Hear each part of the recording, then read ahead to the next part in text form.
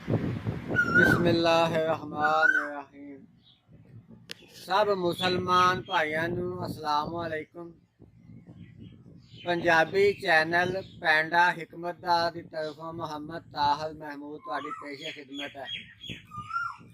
अज मैं तुहानू भाइयों नू बोड़ का जिहड़ा बूटा हुंदा है, बोड़ का दरख्त है, इहदे फायदे कुछ दसना चाहुंदा।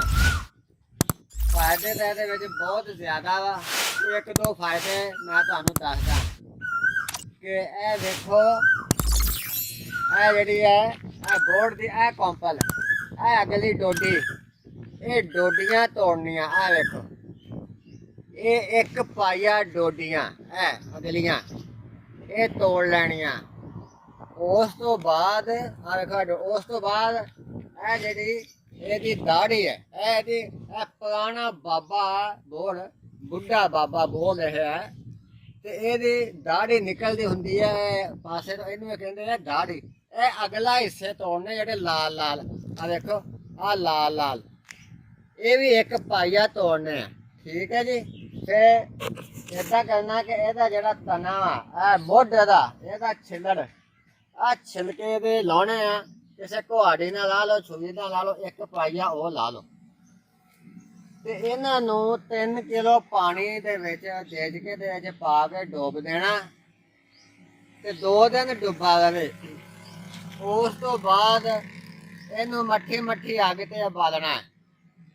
ਜਦੋਂ ਕਿਲੋ ਕੁ ਪਾਣੀ ਬਾਕੀ ਬਚ ਜਾਵੇ ਤੇ ਦੇਜਕੀ ਅੱਗ ਤੋਂ ਲਾ ਲੈਣੀ ਹੈ, ਲਾ ਕੇ ਰੱਖ ਦੇਣੀ ਆ। ਉਹਦੇ ਉੱਤੇ ਕੱਪੜਾ ਬੰਨ੍ਹ ਦੇਣਾ ਵਾ ਤਾਂ ਕਿ ਕੋਈ ਕੀੜਾ ਕੂੜਾ ਨਾ ਵਿੱਚ ਵੜ ਜਾਵੇ। ਜਦੋਂ ਠੰਡਾ ਹੋ ਜਾਵੇ ਤਾਂ ਉਹਨੂੰ ਮਲ ਕੇ ਤੇ ਪੁਣ ਲਵੋ। ਕੱਪੜਾ ਮੋਟਾ ਹੋਵੇ ਥੋੜਾ ਜਿਹਾ, ਜਿੱਦਾਂ ਵੀ ਰੋਟੀਆਂ ਢੱਕਣ ਵਾਲਾ ਪੋਣਾ ਹੁੰਦਾ, ਏਡਾ ਕਿ ਜਾਂ ਹੋਰ ਮੋਟੇ ਕੱਪੜੇ 'ਚੋਂ ਪੁਣ ਲਓ ਇਹਨੂੰ।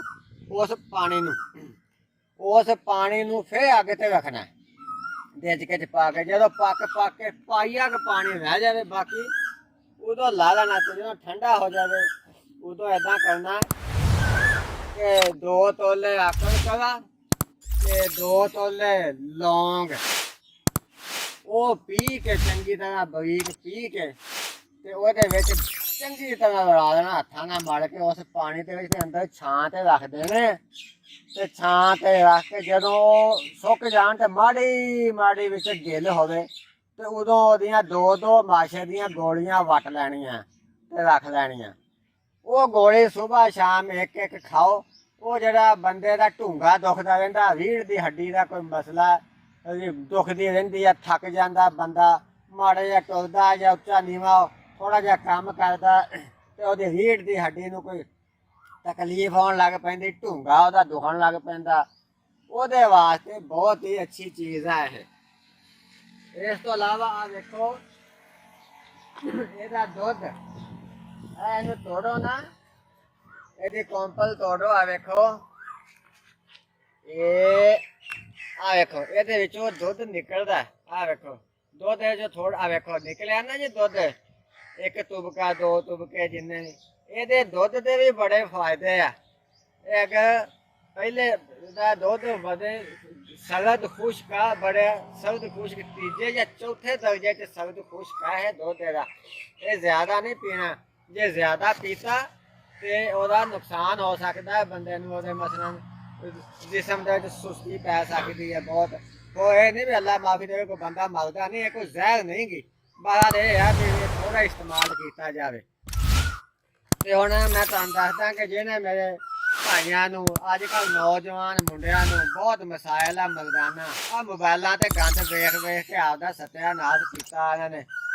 ਤੇ ਉਹਨਾਂ ਵਾਸਤੇ ਪਹਿਲੇ ਤਾਂ ਇਹ ਹੈ ਕਿ ਅੱਲਾ ਦੇ ਸਾਹਮਣੇ ਤੋਬਾ ਕਰਨ, ਇਹ ਗੰਦ ਵੇਖਣਾ ਛੱਡ ਦੇਣ ਜਿਹੜਾ ਮੋਬਾਇਲਾਂ ਤੇ ਆਉਂਦਾ ਗੰਦ ਸਾਰੇ ਜਹਾਨ ਦਾ, ਤੇ ਆਪਦੀ ਦੁਨੀਆ ਤੇ ਆਖਰਤ ਨਾ ਤਬਾਹ ਕਰਨ, ਅੱਲਾ ਕੋ ਤੋਬਾ ਕਰਨ।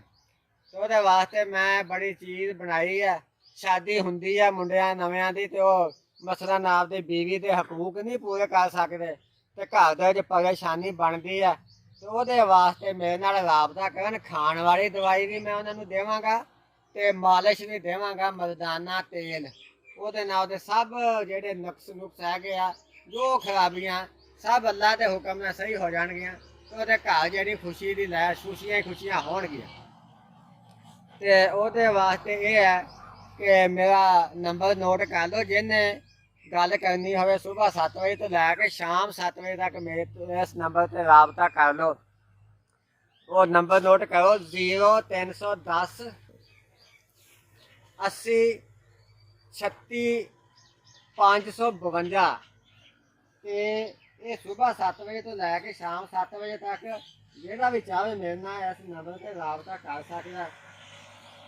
ਤੇ ਜੇ ਕੋਈ ਭਾਈ ਚਾਹੇ, ਕੋਈ ਮੁੰਡਾ, ਕੋਈ ਵੀ ਮਸਲਨ ਚਾਹੇ ਮੇਰੇ ਕੋਲ ਨਹੀਂ ਆ ਸਕਦਾ ਤੇ ਉਹ ਫੋਨ ਤੇ ਹੀ ਮੈਨੂੰ ਆਰਡਰ ਦੇ ਦੇਵੇ ਤੇ ਅਸੀਂ ਉਹਨੂੰ ਬਜ਼ੀਰ ਜਾਂ TCS ਉਹਦੀ ਦਵਾਈ ਉਹਦੇ ਘਰ ਪਹੁੰਚਾ ਦੇਵਾਂਗੇ ਇਨਸ਼ਾ ਅੱਲਾ। ਤੇ ਦੂਸਰਾ ਨੰਬਰ ਹੈ WhatsApp ਨੰਬਰ। ਜੇ ਕਿਸੇ ਨੇ WhatsApp ਤੇ ਮੈਸੇਜ ਭੇਜਣਾ ਹੋਵੇ ਤਾਂ ਮੇਰਾ ਸਾਥੀ ਹੈ, ਉਹਦਾ ਨੰਬਰ ਹੈ, ਉਹਦੇ ਤੇ WhatsApp ਕਿਸੇ ਵੀ ਟਾਈਮ ਕਰ ਸਕਦੇ, ਸਵੇਰ 7 ਵਜੇ ਤੋਂ ਸ਼ਾਮ 7 ਵਜੇ ਤੱਕ। ਉਹ ਨੰਬਰ ਵੀ ਨੋਟ ਕਰ ਲਓ 0308 448 5084। ਤੁਹਾਡੇ ਅੱਗੇ ਅਪੀਲ ਆ ਕਿ ਸਾਡੀ ਇਸ ਵੀਡੀਓ ਨੂੰ ਤੁਸੀਂ ਪਸੰਦ ਕਰੋ ਤੇ ਅੱਗੇ ਵੀ ਭੇਜੋ। ਤੇ ਹੁਣ ਆਖਰੀ ਗੱਲ ਹੈ ਕਿ ਮਲਜ਼ਈ ਤੇ ਮਲਜ਼ਈਆਂ ਵਰਗਾ ਮਜ਼ਹਬ ਰੱਖਣ ਵਾਲੇ ਮੇਰੇ ਨਾਲ ਰਾਬਤਾ ਨਾ ਕਰਨ। ਸਭ ਮੁਸਲਮਾਨ ਭਾਈਆਂ ਨੂੰ अस्सलाम वालेकुम।